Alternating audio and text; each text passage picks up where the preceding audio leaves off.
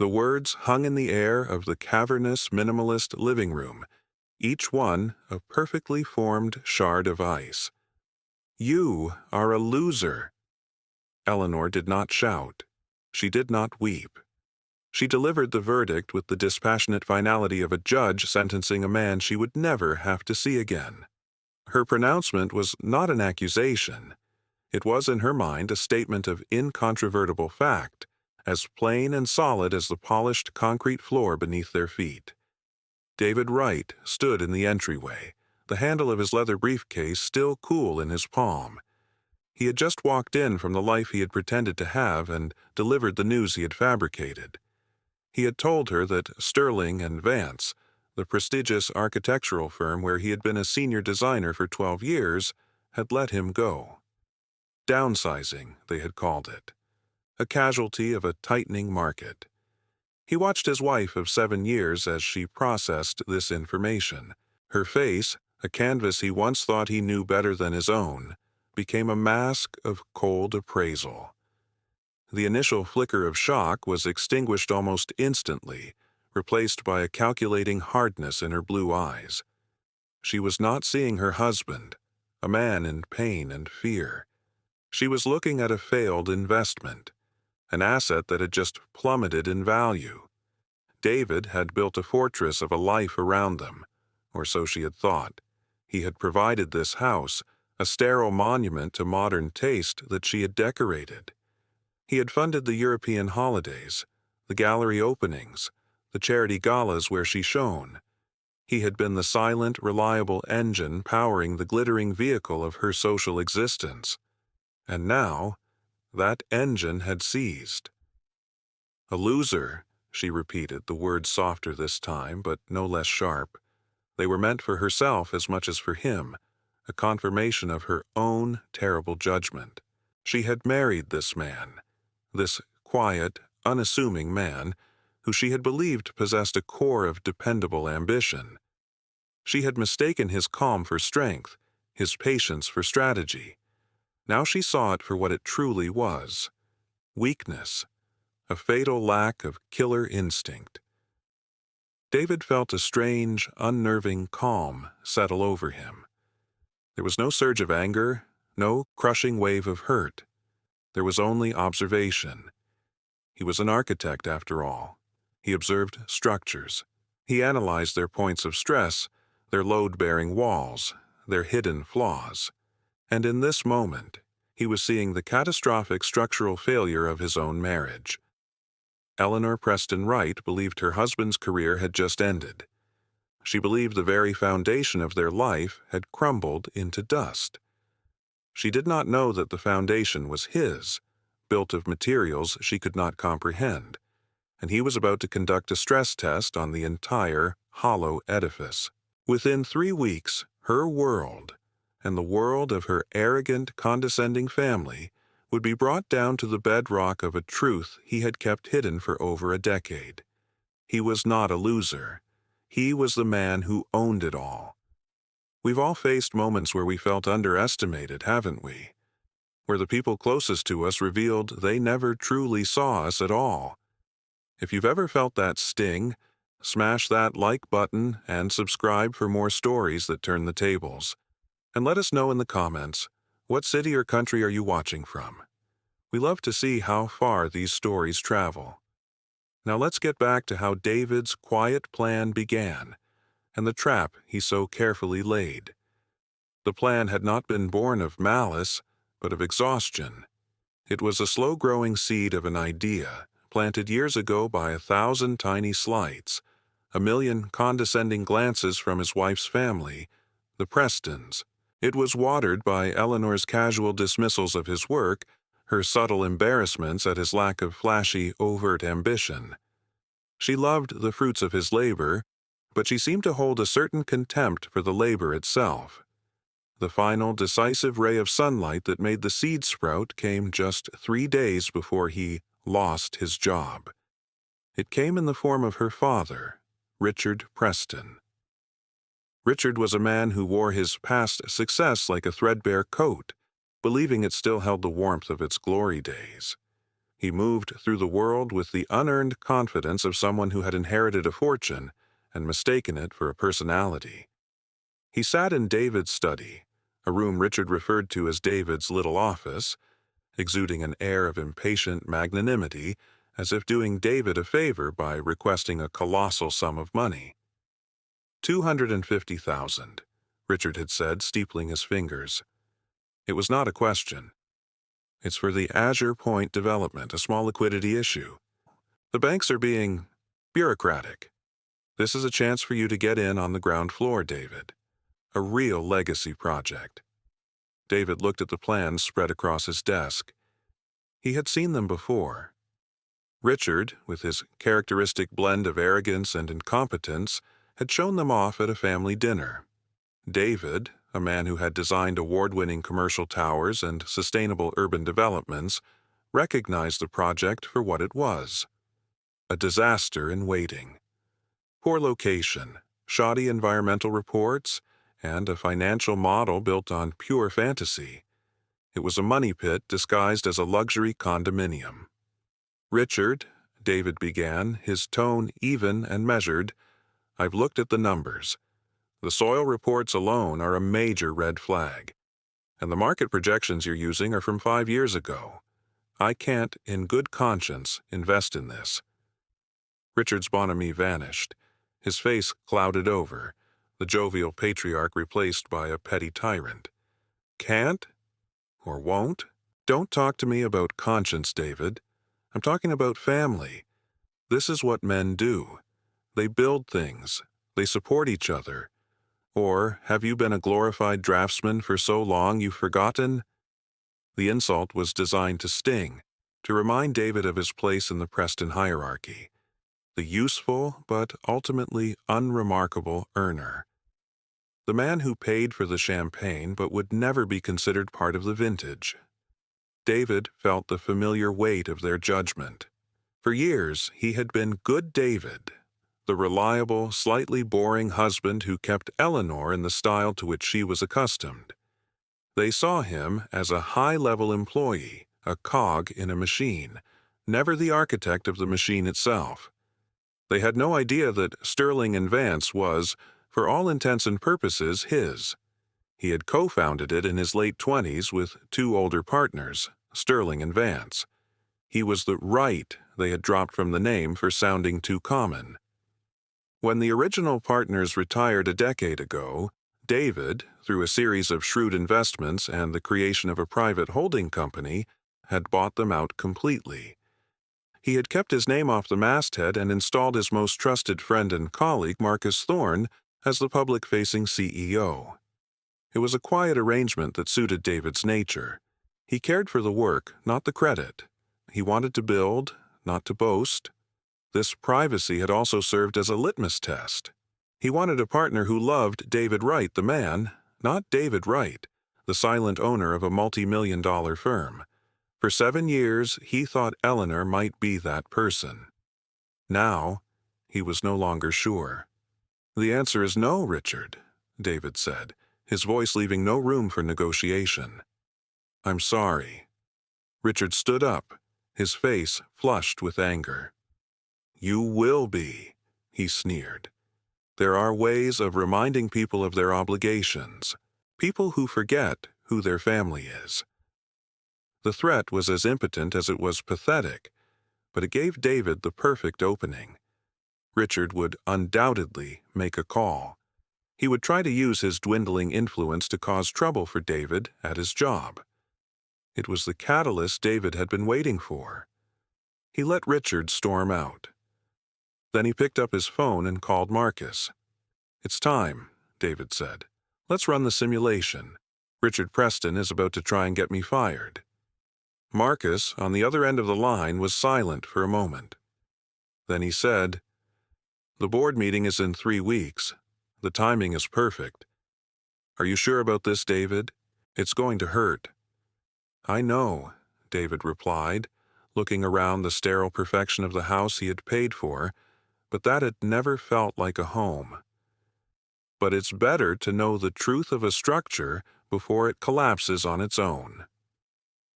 And so, 2 days later, he was fired.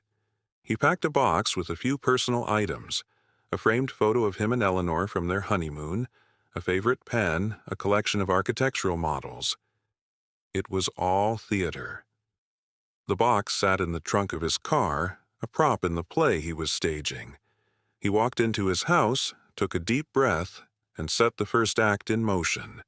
He told his wife he had failed, and her first words told him everything he needed to know. You are a loser. The foundation had been tested, and the first crack had appeared. The silence that followed Eleanor's verdict was thick with unspoken things. It was a silence filled with her disappointment, her fury, and a chilling absence of sympathy. David watched as she began to pace the length of the living room, her movements sharp and agitated, like a caged panther. The room, with its stark white walls and museum-like arrangement of furniture, suddenly felt like an operating theater where their marriage was laid out on a cold, steel table, ready for dissection. She wasn't wringing her hands. She was clenching and unclenching them, as if physically restraining herself from a more violent outburst. "How could you let this happen, David?" she finally asked, her voice a low, dangerous tremor. It wasn't a question born of concern for his well-being. It was an accusation. He had been careless. He had failed in his primary duty, to be successful. They said it was downsizing, Eleanor. It wasn't personal. He offered the lie gently, a flimsy shield against her wrath. He wanted to see how far she would push, how quickly she would dismantle the man she thought he was. "Not personal?" She laughed, a short, ugly sound devoid of humor. "Of course it's personal. People with value don't get downsized. People who are indispensable, who make themselves essential, don't get a cardboard box and a handshake. My father was right about you. You're too passive. You sit in your corner and draw your little buildings and think that's enough. It's not enough. It's a jungle out there, and you've just been eaten alive." Each word was a carefully aimed dart, and he let them hit. He absorbed the venom, cataloging it.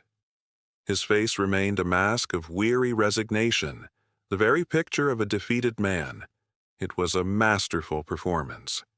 Inside, however, the architect was at work, sketching the true blueprint of his wife's character. The facade was crumbling, revealing the cheap materials beneath. "What are we going to do?" she demanded, gesturing wildly at the room, at the life he had provided. "This house? The mortgage is astronomical. The club memberships, my charity commitments. Did you think about any of that before you let them walk all over you?" There it was. Not, "Are you okay?" Not, "We'll get through this together," but an immediate inventory of the assets at risk. Her status, her lifestyle. He was merely the custodian of these things, and he had been found negligent in his duties. The phone rang, shrill and intrusive. Eleanor snatched it from its charging dock on the marble countertop. "It's my father," she said, her eyes daring David to object. She answered, turning her back to him, a gesture of deliberate exclusion. "Daddy? Something terrible has happened." Her voice transformed, shifting from the harsh tone she used with David to one of a distressed daughter seeking refuge. David could only hear her side of the conversation, but it was enough. "Yes, he was. They let him go." "I know. I can't believe it either." "No, of course he doesn't have a plan." He stood there, an unwanted guest in his own home, listening to his wife report his failure to the very man who had, in his own deluded way, instigated it. He could picture Richard on the other end, his face a mask of false sympathy, barely concealing his smug vindication. "I told you so," he would be thinking. "The man is weak." A few moments later, Eleanor hung up. "We're having dinner at my parents' house on Sunday," she announced. It wasn't an invitation. It was a summons.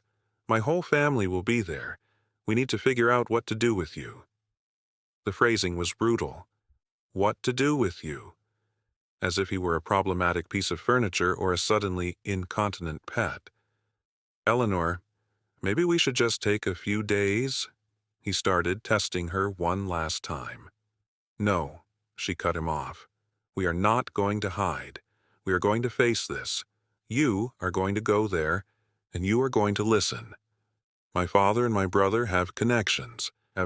Maybe they can find you something. You need to show some humility." Humility. The word was a bitter irony.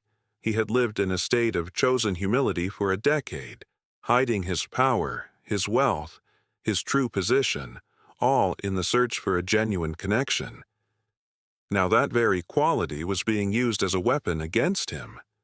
Later that night, he lay in their king-sized bed, the space between him and Eleanor feeling like a vast, frozen expanse. She had fallen asleep almost immediately, her back to him, a rigid wall of disapproval. He, however, was wide awake. He thought about the conversation with Marcus. "They won't just be disappointed, David," Marcus had warned. "They'll be cruel. People like the Prestons, their fear of losing status makes them vicious." David hadn't fully believed it. He thought there would be a flicker of loyalty, a shred of compassion from Eleanor. He had been wrong. He quietly slipped out of bed and went to his car, parked in the sterile three-car garage. He opened the trunk and looked at the prop box he had packed. Then his fingers found what he was really looking for. It was a single, heavy key, fashioned from antique brass. It didn't belong to this house, or to his car. It was the master key to the executive wing of the Sterling and Vance headquarters. It opened his real office, the one Marcus occupied as a decoy, and the private owner's suite on the top floor, a place no one in his family knew existed. It was a space of quiet power, filled with his personal library, his initial sketches for the company's most iconic buildings, and a secure server that held the details of his entire financial empire, including the holding company that was, unbeknownst to Richard Preston, the primary creditor for all of his father-in-law's teetering ventures. He closed his hand around the key, its weight a solid, reassuring presence. This was not the key to a building. It was the key to the truth. And on Sunday, at the family dinner, he would begin to insert it into the lock. The drive to the Preston estate on Sunday was a study in oppressive silence. Eleanor sat in the passenger seat of their sleek German sedan, her posture rigid, her gaze fixed on the manicured lawns of the wealthy suburb they were traversing. She had spent the last 2 days in a state of cold, functional panic, making phone calls, canceling credit cards she deemed non-essential, and speaking to David only in clipped managerial tones. She was no longer his wife. She had become the brisk, unsentimental administrator of his failure. David drove, his hands steady on the wheel. He felt like an actor heading to a command performance, the script memorized. His role, the disgraced husband, ready to be played to perfection. The Preston home was less a house and more a declaration of past wealth. A sprawling faux Tudor mansion that was beginning to show its age, much like its owner. The ivy was a little too thick, the paint on the trim just starting to peel in unseen corners.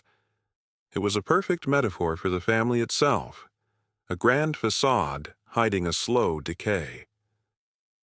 As they walked up the flagstone path, David could feel the weight of the coming ordeal.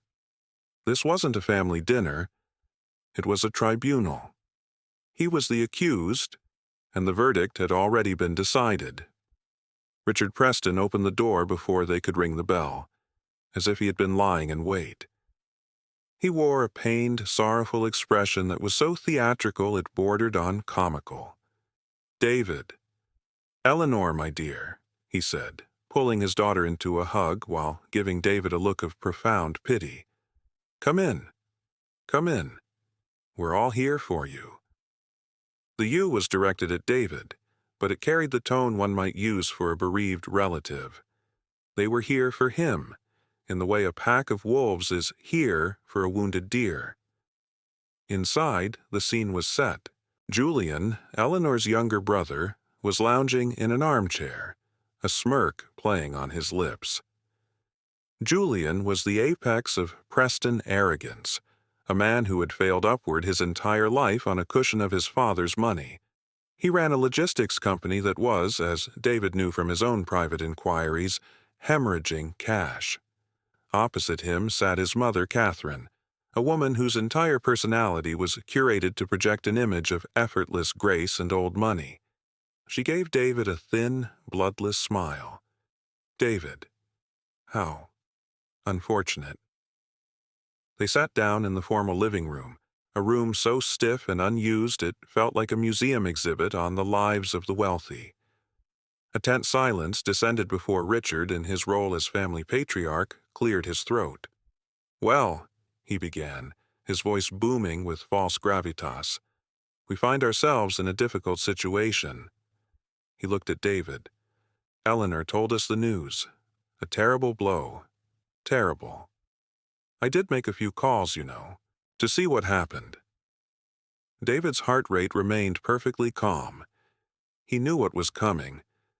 "It seems," Richard continued, leaning forward conspiratorially, "that your performance has been lacking. For some time, they were just looking for an excuse. My call about your uncooperative attitude regarding the Azure Point project seems to have been the final straw." It was a masterful piece of self-aggrandizement. Richard had twisted his impotent, angry phone call into the decisive act of a kingmaker, the final push that sent David tumbling from his perch. He was simultaneously taking credit for David's downfall while pretending to mourn it. The dramatic irony was so thick, David could have cut it with a knife. "You see, David," Julian chimed in, unable to contain his smugness any longer.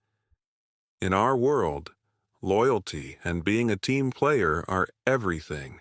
You bet on the wrong horse by not backing my father." "What's done is done," Catherine said, waving a dismissive hand. "The question is what to do now." All eyes turned to David. He let the silence stretch, forcing them to fill it. He looked down at his hands, feigning shame and uncertainty. "I don't know," he mumbled, playing his part. "I'll start looking for something next week." Julian laughed out loud. "Looking for what, David? Senior designer positions don't grow on trees, especially not for guys who just got canned. The market is tight. You're damaged goods." He leaned forward, the smirk now a full-blown grin of condescending charity. "But because you're family, I'm willing to help you out. My company is expanding our warehouse operations. I can't offer you a design job, obviously, but I need a floor manager. It's mostly supervising the guys who move boxes, managing inventory. It's a step down, sure, a big one, but it's a paycheck. You need to start rebuilding, and you have to start from the bottom." The offer hung in the air, a perfectly crafted humiliation. A floor manager, supervising box movers. The man who designed the Skyline's most notable additions was being offered a job a high school graduate could do. It was a power play, designed to put him firmly and publicly in his place. He could feel Eleanor's eyes on him, burning with a mixture of shame and desperate hope. She wanted him to take it. She wanted him to swallow his pride and accept this pittance, because any job was better than the social disgrace of unemployment. David looked at Julian, then at Richard, then at his wife. He saw no empathy, no kindness. He saw only the triumphant glitter in their eyes. They were enjoying this. They were feasting on his perceived failure. He let out a slow breath, a sigh of manufactured defeat. "Thank you, Julian," he said, his voice quiet. "That's very generous of you. I'll have to think about it." He could not give them the satisfaction of an immediate acceptance, but his feigned consideration was enough. They relaxed, victorious. They had broken him. They had brought the quiet, successful man down to their level, and then benevolently offered him a lifeline. The rest of the dinner was a blur of unsolicited advice and thinly veiled pity. As they were leaving, Richard clapped him on the shoulder. "Don't you worry, son. We'll take care of you. The Prestons always look after their own." The words were meant to be comforting. To David, they sounded like a jail sentence. Driving home, Eleanor finally spoke. "You should take the job, David." "It's a warehouse manager, Eleanor." "It's a start," she snapped. "Do you have any idea how humiliating this is for me? My husband, fired and jobless. Take the job, show some gratitude. For once, just swallow your pride and do what's necessary." He didn't answer. He just drove, his hand in his pocket, his fingers wrapped tightly around the cold, hard brass of the key. The key that promised a different kind of justice. The week that followed was a descent into a carefully orchestrated hell. Each day brought a new humiliation, a fresh layer of disrespect, all of which David absorbed with a preternatural calm that his wife and her family misinterpreted as brokenness. They saw a man in shock, a man so defeated he could no longer even muster the energy to defend himself. They had no idea they were witnessing the quiet, methodical work of a demolition expert setting his charges. Eleanor, now fully in the role of crisis manager, began to dismantle their life together with ruthless efficiency. She announced one morning over a silent breakfast that she had put his car up for sale. Not her car, a newer and more expensive model, but his. A vintage 1968 convertible he had spent 5 years restoring with his own hands. It was the one object in his life that was purely his, a connection to a simpler time, a passion project that had nothing to do with money or status. "It's an unnecessary luxury," she stated, not looking at him as she scrolled through her phone. "We need the cash. I've already had a few inquiries. A man from a classic car dealership is coming to see it this afternoon." David looked at her, a flicker of genuine pain crossing his features for the first time. "Eleanor, that car, that was my father's project before he passed. We started it together." He had told her this story when they were dating. It was one of the few pieces of his deeper self he had shared. Her response was a testament to how little it had meant to her. "David, we can't afford sentimentality right now," she said, her voice devoid of warmth. "It's a car. It's metal and leather. The money is more important. The dealer offered a decent price. It's done." He didn't argue. He simply nodded, the architect inside him noting another critical support beam in their relationship rotting away to dust. When the dealer came that afternoon, David stood by the window and watched him inspect the gleaming chrome and polished cherry-red paint. He watched the man hand Eleanor a cashier's check and drive his legacy away. Eleanor came back inside, triumphant. "There," she said, waving the check. "A start." The next blow came from Julian. He called David every other day, pressuring him about the warehouse job. His calls were a nauseating mix of feigned concern and blatant condescension.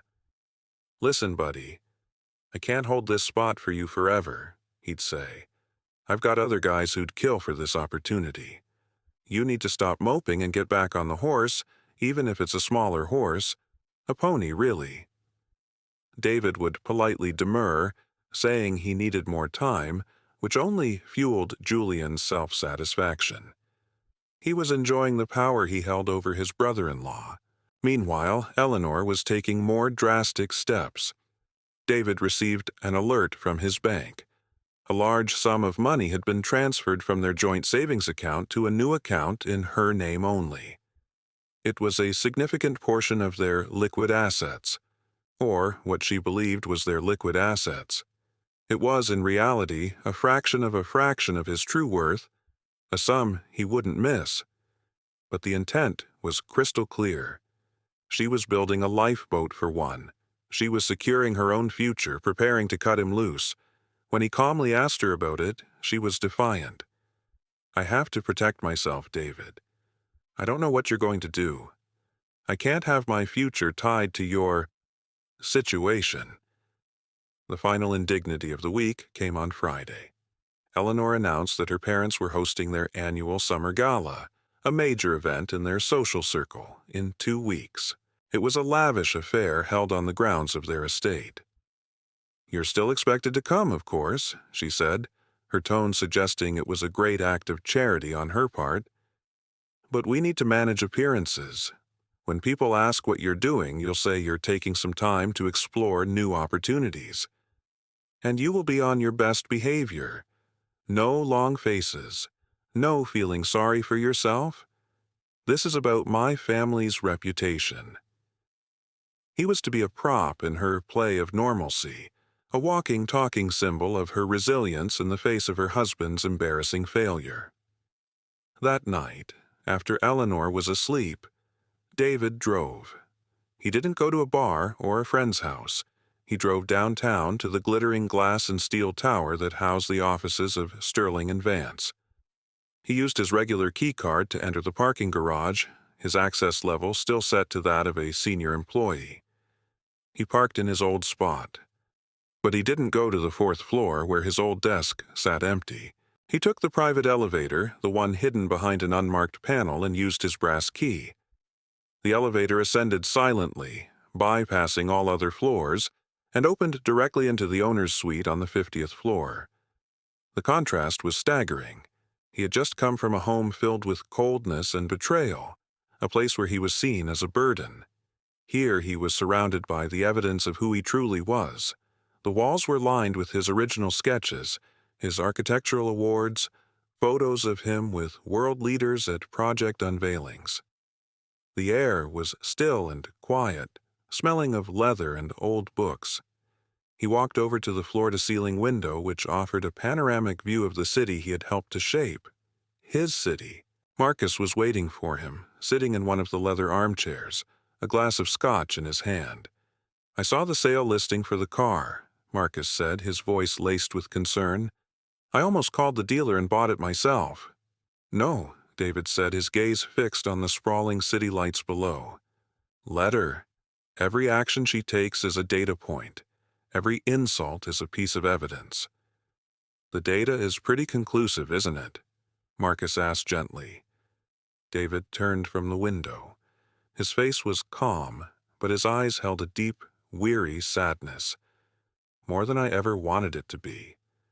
He walked over to a large oak desk that dominated one side of the room. This was his real desk. He ran a hand over its smooth surface. "Richard's gala is in 2 weeks," David said. "He's using it to court new investors for the Azure Point disaster. He thinks he's celebrating a new beginning." Marcus stood and walked over to a secure cabinet. He unlocked it and pulled out a thick, leather-bound folder. "The final reports came in this morning," Marcus said, placing the folder on the desk in front of David. "Richard hasn't just been mismanaging his own money. He's been using his company to secure loans against assets he doesn't fully own, including leveraging the Preston estate to its absolute limit. The bank was ready to foreclose, but our holding company stepped in. We bought the debt. All of it." David opened the folder.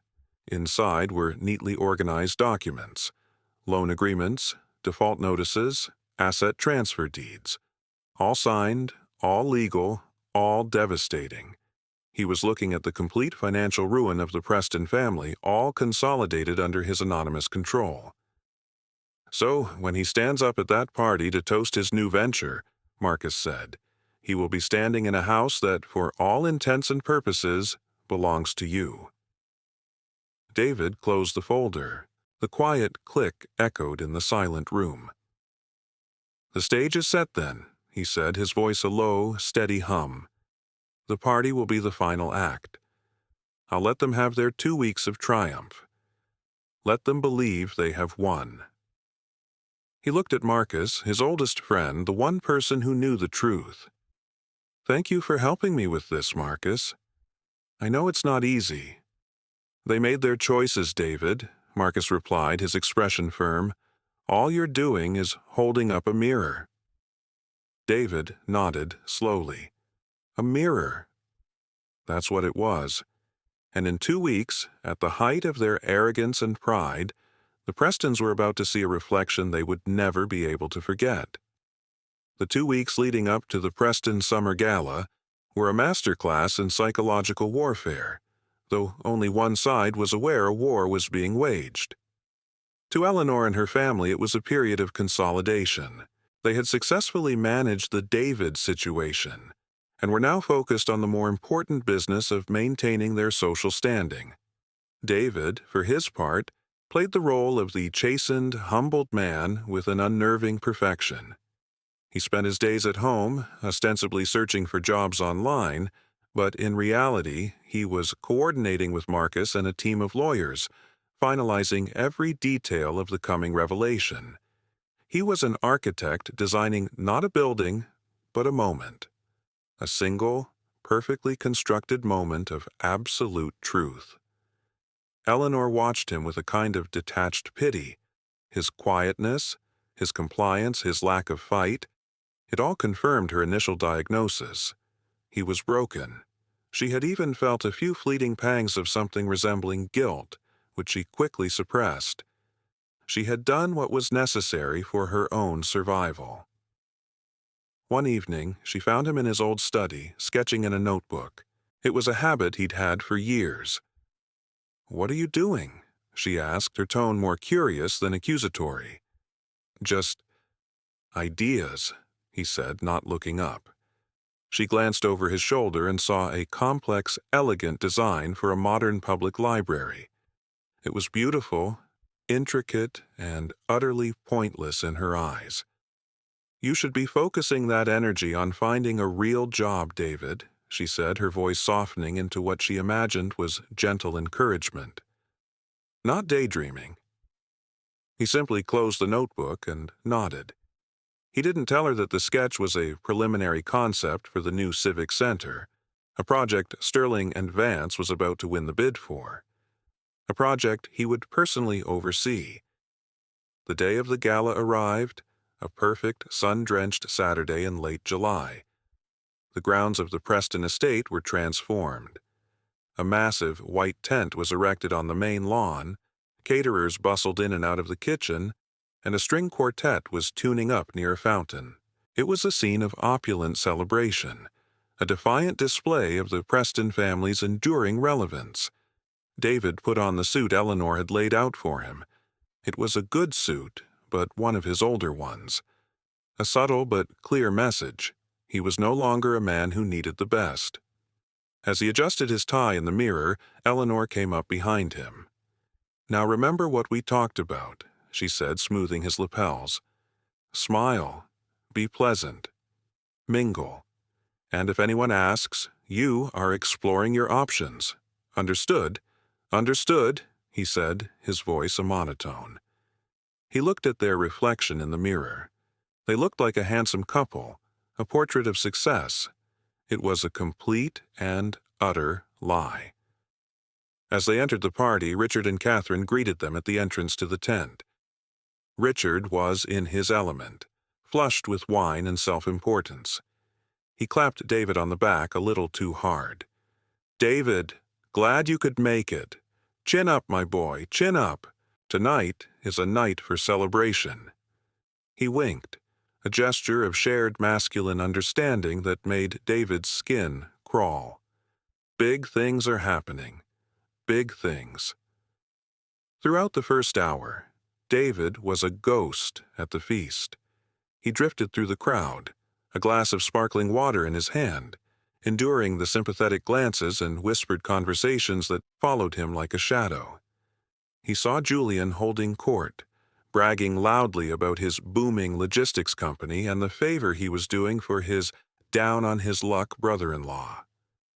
Several of Richard's business associates, men with predatory smiles and expensive watches, approached David with condolences that sounded more like judgments. "Tough break, right? It's a brutal world out there if you can't keep up." David simply nodded. his face a mask of polite sadness. He found a quiet spot near the edge of the tent, looking out over the manicured gardens. Eleanor found him there. "What are you doing hiding over here?" she hissed, her smile not reaching her eyes. "You look pathetic.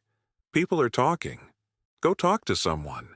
Network. For God's sake, David, at least pretend you have some ambition left." "I'm just taking a moment, Eleanor," he said calmly. "Well, your moment is over," she snapped. "My father is about to make his speech. I want you standing right beside me looking supportive. We need to present a united front." She grabbed his arm, her grip surprisingly strong, and pulled him toward the small stage that had been set up for Richard's address. The string quartet quieted, and Richard, beaming, tapped a glass for attention. A hush fell over the 300 guests. "Friends, family, colleagues," he began, his voice echoing through the tent. "Thank you all for coming to celebrate with us tonight. As many of you know, the Preston family has always been about looking forward, about building for the future." He paused for applause. David, standing beside a ramrod-straight Eleanor, did not clap. "And tonight, I am thrilled to officially announce the next chapter in that legacy, the Azure Point Residential Development." More applause. David watched the faces in the crowd. He saw greed, ambition, and the blind optimism of people who wanted to believe in easy money. "This project," Richard boomed, "represents the very best of coastal living. It is a testament to vision, to perseverance, and to the kind of partnerships that build empires." He raised his glass. "But before we toast to the future, I want to take a moment to talk about family." His eyes found David in the crowd. A sudden cold silence fell as every head turned towards him. David felt Eleanor tense beside him. This wasn't in the script. "Family," Richard repeated, his voice taking on a somber tone, "is about support. It's about lifting each other up, especially when one of us falls. My son-in-law, David, has recently had a spot of bad luck." The public humiliation was breathtaking in its audacity.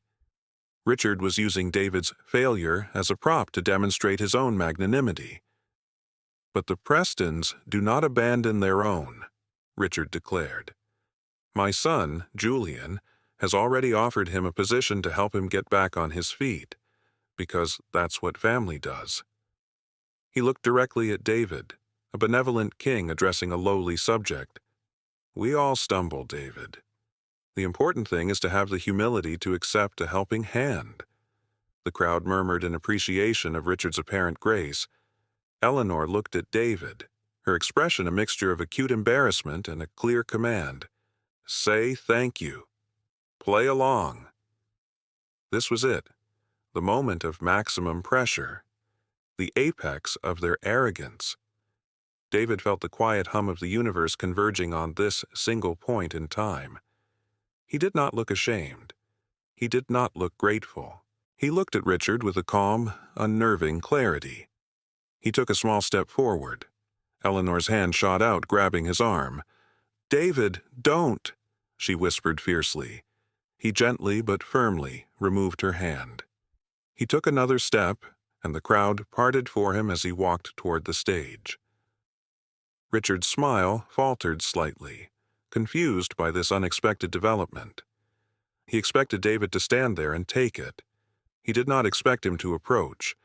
David reached the stage but did not step onto it. He stood on the grass below, looking up at his father-in-law. The entire party was silent, waiting. "Thank you, Richard," David said, his voice perfectly calm, yet carrying to every corner of the tent. It was not the voice of a broken man. It was the voice of a man in complete control.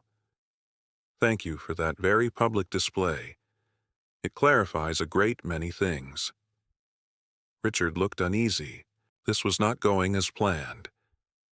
"And thank you, Julian, for your generous offer," David continued, his eyes sweeping to find his brother-in-law in the crowd. "Unfortunately, I have to decline." A gasp went through the crowd. Eleanor looked like she was going to faint. "Decline?"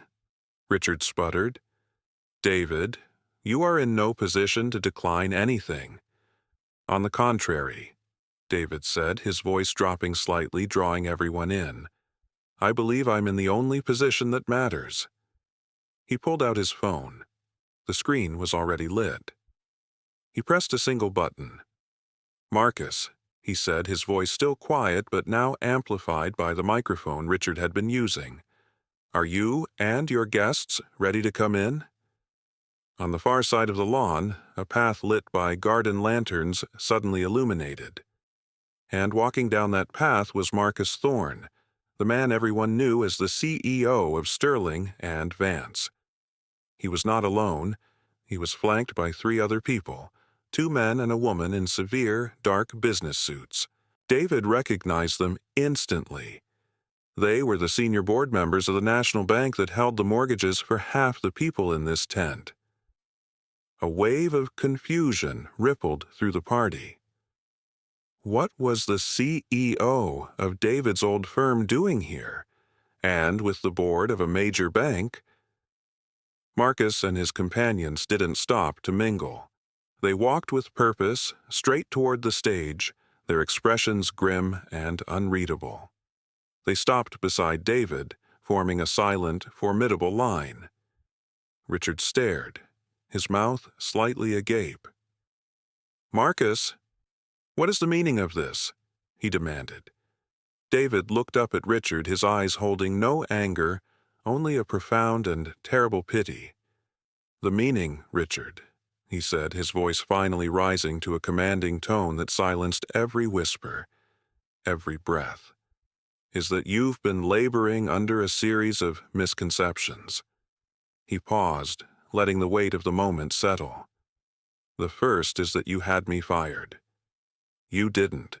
Your call to my HR department was, of course, logged and reported directly to me, as is protocol for any external attempt to influence personnel matters." A low murmur started in the crowd. Eleanor's face had gone white as a sheet. "Reported to you?" Richard scoffed, trying to regain control. "Why would they report it to you?" David allowed a small, sad smile.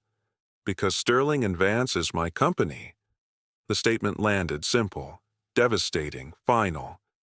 The silence that followed was absolute, a vacuum of sound and comprehension. "I co-founded it 20 years ago," David continued, his voice methodical, like an architect explaining a blueprint. "The right was dropped for being too plain. I bought out my partners, Mr. Sterling and Mr. Vance, 10 years ago when they retired.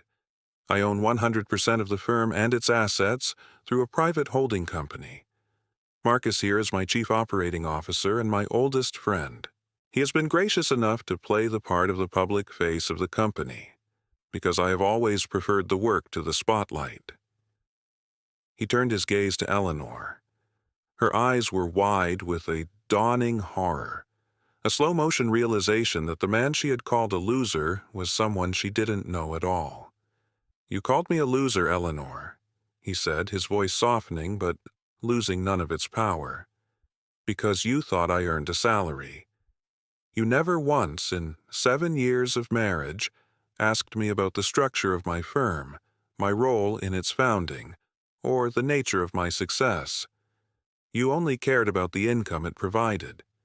He then turned back to Richard, whose face had gone from red to a sickly pale gray. "Which brings me to your second misconception, Richard, the Azure Point development." David gestured to the folder that Marcus was now holding. "You seem to believe it's a viable project. It is not. It is a catastrophic failure in the making, and you are functionally insolvent. You have been for months." "That's a lie!" Julian shouted from the crowd, his voice shrill with panic. "Our finances are strong." "Are they, Julian?" David asked, his eyes finding him. "Your logistics company has posted a loss for 8 consecutive quarters. You've been covering the shortfall with loans secured against your father's assets." Assets, it turns out, he didn't really have. Marcus stepped forward and opened the folder. "Richard Preston," Marcus announced, his voice ringing with legal authority, "has, over the last 18 months, leveraged every asset to his name, including this estate, to secure a series of high-risk loans. All of those loans are now in default." The woman from the bank board stepped forward. Her voice was cold and clinical. "As of 90 days ago, the bank began foreclosure proceedings on all Preston family holdings. However, 2 weeks ago, the entire debt portfolio, the mortgage on this house, the loans for Azure Point, the debt from Julian Preston's company, was acquired in its entirety by a single, private entity." Richard was swaying on the stage, gripping the lectern for support. "What entity? Who?" he whispered, his voice hoarse. David looked up at him, his expression unchanging. "The same holding company that owns Sterling and Vance," he said. "My holding company." He let the final piece of the puzzle fall into place. "As of this morning, Richard, I am your sole creditor. This house, the land your tent is sitting on, the empty plot for your fantasy development, Julian's warehouses, it all belongs to me." The world seemed to tilt on its axis.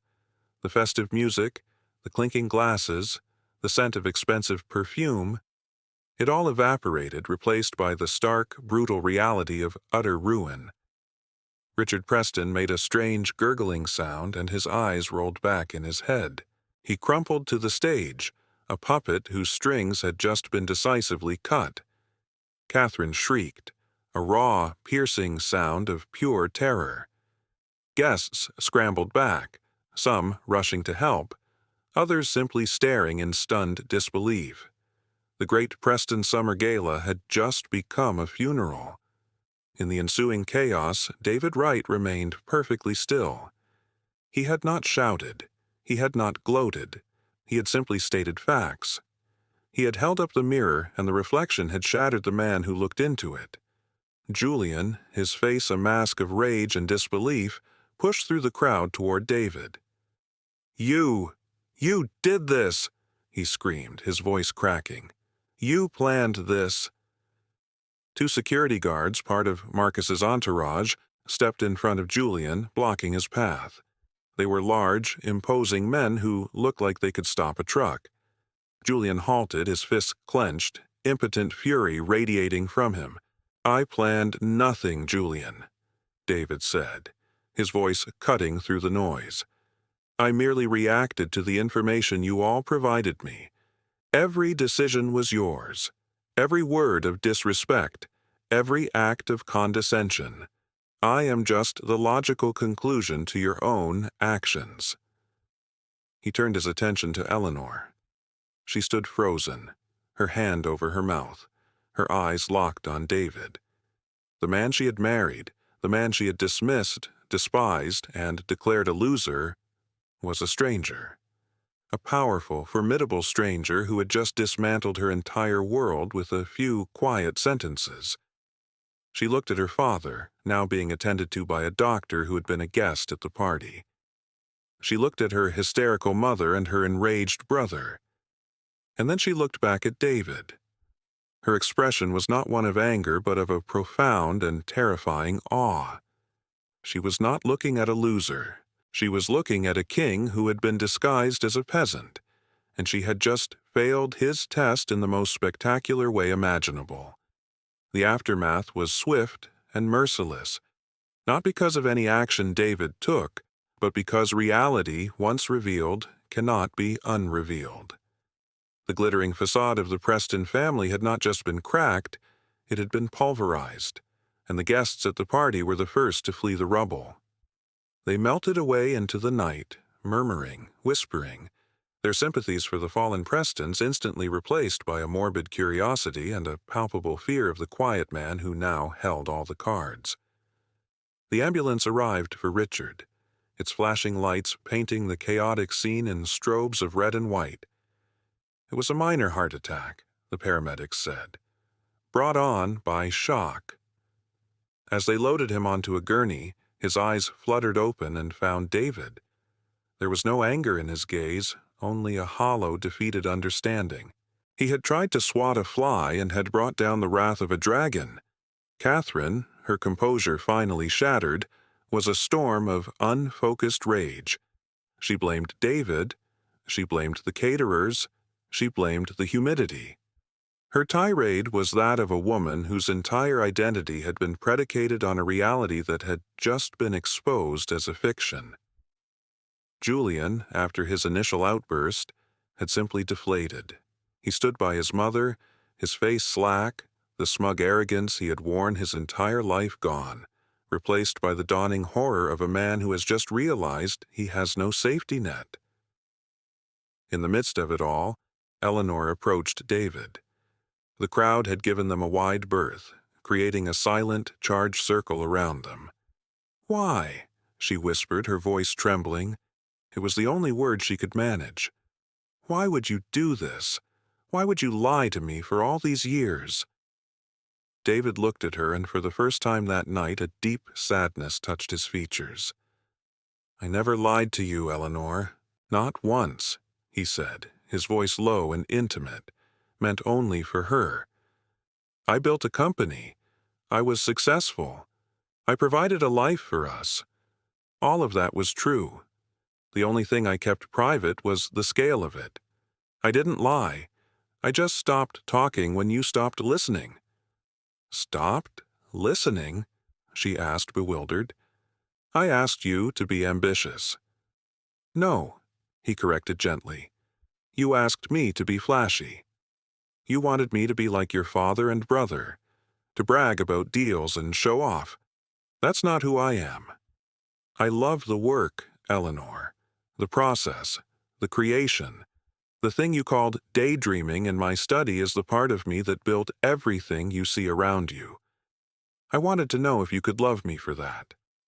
For the quiet man with the sketchbook, not for the bank account he represented." He paused, letting the truth settle between them. "When my father died, he told me that true wealth isn't what you own. It's what you are when everything you own is taken away. I wanted a partner who understood that. So I created a test. I didn't tell you I was a senior employee. I just let you assume it, because that was the level of success you seemed comfortable with. I let you believe it because I was afraid of the truth, that you were more in love with the lifestyle than with the man who provided it." Her face crumpled. The tears she had held back finally came, hot and silent. "So, this whole thing, getting fired, it was all a trap?" "It wasn't a trap," he said, his voice firm but not unkind. It was a question. The question was, if I lost everything, would you stand by me? Would you defend me? Would you be my partner? Your father's scheme to get me fired was just the perfect opportunity to ask it." He gestured around at the wreckage of her family's life. "And this is the answer." He didn't need to say more. Her words echoed in the space between them. "You are a loser." Her actions, selling his car, moving their money, forcing him toward humiliation, were all data points in a devastating conclusion. She had failed. Utterly. "What happens now?" she whispered, her voice barely audible. "To my family?" "That depends on them," David said. "I'm not a monster, Eleanor. I'm not your father. I don't delight in the destruction of others. The debt is real. The defaults are real. But I am the creditor. That gives me options." He looked toward the house, a monument to a pride that had led to this ruin. "They will have to learn to live without the pretense. The estate will be sold to cover the majority of the debt. Julian's company is finished, but I won't force him into bankruptcy if he's willing to work. Your father will have to retire for good. They will have to learn what it means to live, not just to own." He then looked back at her, his eyes searching her face. "And you, Eleanor, you have a choice to make too." He reached into his pocket and pulled out 2 keys. One was the key to their sterile, minimalist house. The other was the heavy, antique brass key to his world. He held them out on his open palm. "This is the life we had," he said, nodding to the house key. It was comfortable. It was stable. But it wasn't entirely real. He then looked at the brass key. "This is the key to the truth, to the man I actually am. It comes with a much larger world, but it also requires a much deeper honesty. I don't know if you want that. I don't even know if you can." He didn't ask her to choose then and there. He simply left the 2 keys on a nearby table, a silent ultimatum. Then he turned and walked toward the path where Marcus was waiting. He didn't look back. The choice was now hers. The architect had built the structure and revealed the blueprint. Now she had to decide if she wanted to live in it. The weeks that followed the gala were a slow, painful dismantling. The Preston name, once a synonym for wealth and influence in their small, insulated community, became a cautionary tale whispered at cocktail parties and country clubs. The speed of their downfall was breathtaking. David was true to his word. He was not a vengeful creditor, but a pragmatic one. He acted not with emotion, but with the cool logic of an architect redesigning a failed structure. The Grand Tudor estate was the first to go. It was put on the market and sold within a month to a tech billionaire who planned to tear it down and build something modern. The proceeds went directly to David's holding company, clearing the largest portion of the debt. Richard and Catherine moved into a small, tastefully anonymous condominium, a place with no grounds to survey, no grand staircase to descend. For Catherine, it was a social death.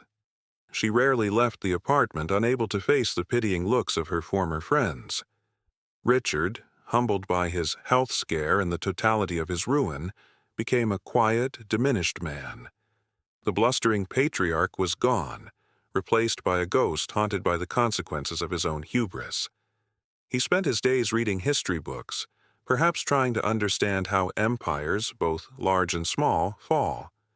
Julian's fate was, in many ways, the most dramatic. His logistics company was liquidated. The warehouses were sold, the trucks auctioned off. He was left with nothing but personal debt, which David agreed to restructure on one condition. Julian had to get a real job.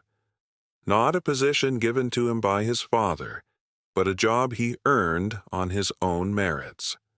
The search was a brutal awakening. The Julian Preston, who had always relied on his name and connections, found that his name was now a liability. After weeks of rejections, he finally found work. It was at a national shipping company, a competitor to his former business. He was a floor manager, supervising a team that loaded and unloaded trucks. The irony was so thick, so poetic, that even Julian had to acknowledge it. He was now doing the very job he had offered David as an act of humiliating charity. The first few months were hell for him. He came home with aching muscles and a bruised ego. But slowly, something began to shift. For the first time in his life, he was responsible for something real. He was earning a paycheck, however small, through his own effort. The smug smirk was gone, replaced by a permanent expression of exhaustion, but also, for the first time, a glimmer of self-respect. And Eleanor? She did not choose either key that night. She couldn't. She fled the party and went to a hotel, unable to face the wreckage of her family or the strangers she had married. She spent days in a fog of confusion and shame. The life she had known was gone. The man she thought she had married was an illusion. And the man who was her husband in reality was a titan who had judged her and found her wanting. She moved into a small furnished apartment in the city, paid for by a trust fund her grandmother had left her, a fund even her father hadn't been able to touch. It was a stark, lonely existence. She was surrounded by anonymity, stripped of the status and social identity that had defined her. She was no longer Eleanor Preston Wright, the socialite. She was just Eleanor, a woman living alone in a one-bedroom apartment. She and David did not speak for a month. Lawyers communicated on their behalf about practical matters. David never pressured her. He never called. He gave her the one thing her family had never allowed her: the space to be truly alone with herself. In that silence, Eleanor was forced to confront the woman in the mirror. She saw the superficiality, the obsession with appearances, the cold, calculating fear that had driven her to betray her husband. She saw the hollowness at the core of her own values. It was an ugly, painful process.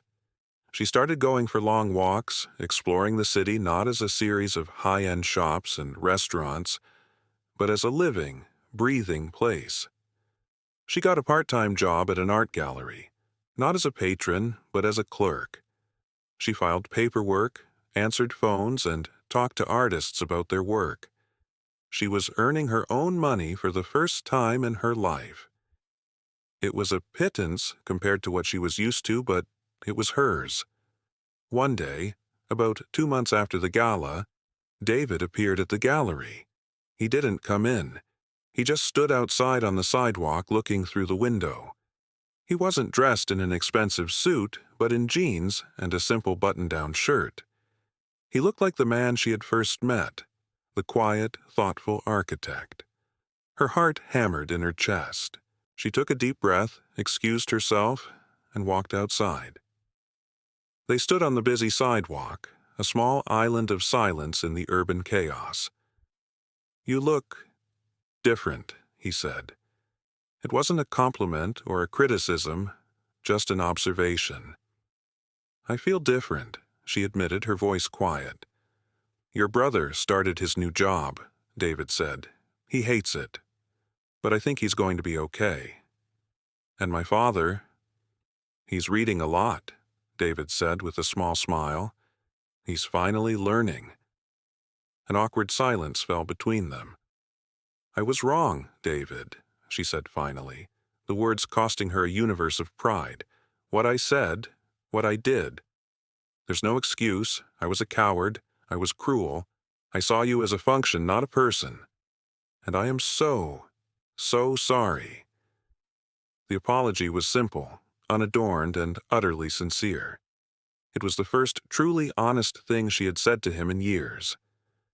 He nodded slowly, accepting it. He wasn't going to absolve her. He wasn't going to make it easy. But he heard her. "I know," he said. He reached into his pocket and pulled out the single brass key. He didn't offer it to her. He just held it in his palm. "I'm having dinner on Friday," he said, "at my place, not the house, a place you've never seen." It was his home, the penthouse apartment above his offices that he had always kept separate from his life with her. "You don't have to come. It's not a command performance, it's just an invitation." He didn't wait for an answer. He just nodded, turned, and walked away, leaving her on the sidewalk with a choice that was no longer about wealth or status, but about a fragile, terrifying hope for a new beginning. On Friday evening, Eleanor stood outside a soaring downtown skyscraper, the Sterling and Vance building. She was dressed simply, in a way she never would have dressed before. She felt a profound sense of trepidation. This wasn't just going to dinner. It was stepping into another world, David's world, a world she had been blind to for so long. She gave her name to the security guard at the front desk, who, to her surprise, smiled warmly. "Mr. Wright is expecting you, Miss Preston. Please take the private elevator on your right." The use of her maiden name was a subtle, deliberate choice on someone's part. It signaled that this was a meeting of two individuals, not a continuation of a broken marriage.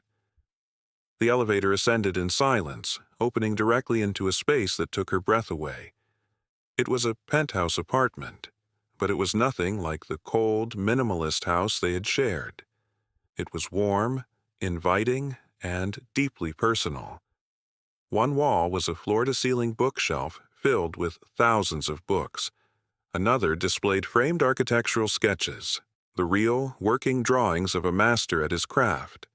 The furniture was comfortable and classic, chosen for function and beauty, not for show. And through the vast windows, the city glittered like a carpet of diamonds at her feet. It was the home of a man who loved his city, his work, and his life. David was in the open-plan kitchen, cooking. He turned as she entered, a genuine smile on his face. "You came," he said. "I came," she confirmed, her voice a little shaky. There were no servants, no caterers, just him, a bottle of wine, and the simple, delicious smell of garlic and herbs. They ate at a small wooden table that overlooked the city. The conversation was hesitant at first, like two strangers getting to know each other. She asked him about the company, and he told her about its founding, the struggles, the triumphs. He spoke with a passion she had never heard from him before, the passion of a creator talking about his creation. She, in turn, told him about her job at the gallery, about the small, quiet satisfaction of earning her own way, of being seen as just Eleanor. After dinner, he showed her his studio, a room filled with drafting tables, models, and books. It was the sanctum sanctorum, the place where the magic happened. On one wall was a massive, detailed rendering of the new Civic Center, the project he had been sketching the night she had chided him for daydreaming. "It's beautiful," she breathed, tracing the elegant lines with her eyes. "This is who I am, Eleanor," he said softly, standing beside her. "This is what I do. It's not about the money or the buildings themselves. It's about this, the act of creation, the problem-solving, the dream of making something better." She finally understood. His hidden wealth wasn't the secret. The secret was his passion, a part of himself so fundamental and so precious that he had guarded it from her because he knew, instinctively, that she would not value it correctly. His test wasn't about money. It was about sight. He wanted to know if she could truly see him. As the night drew to a close, they stood by the window, looking out at the city he had helped build. "I don't know what happens next, David," she said honestly. "I don't know if I can be the woman you deserve, the woman who should live in a place like this." "This is just a place, Eleanor," he said, turning to her. "The foundation isn't concrete and steel. It's trust, it's respect. It's seeing the other person for who they truly are, in the light and in the shadow." He didn't try to kiss her. He didn't make any promises. He just looked at her, his expression open and patient. "It took my family a generation to build their fortune," she said thoughtfully, "and it took you one afternoon to teach them what it was worth, and what they were worth without it." He simply nodded. The lesson had been harsh, but it had been true. In the end, this story is not about a satisfying revenge. It's not about the downfall of an arrogant family or the triumph of a hidden millionaire. David's actions were not born of a desire to punish, but of a desperate need for truth. He had to know if the structure of his life was sound, or if it was just a beautiful facade destined to collapse. True strength, you see, isn't about the power you display. It's about the integrity you maintain when no one is looking. And true worth can't be measured by a bank statement or a job title. It's measured by character, by resilience, and by the courage to value people over possessions. David held up a mirror, and while the reflection was devastating for the Prestons, it also offered them a chance to rebuild on a stronger foundation. Some, like Julian, may eventually succeed. Others, like Richard, may simply live among the ruins. And for Eleanor, the journey was just beginning, a long road back to trust, and perhaps eventually to a love built not on what she could get, but on who she could be. What do you think? Did David go too far, or was his test justified? Let me know your thoughts in the comments below. We all face our own tests in life, and sometimes the hardest ones are those we set for ourselves. Thank you for joining us on this journey. If you found value in this story, please give it a like and subscribe for more. Until next time, remember to build your life on rock, not on sand.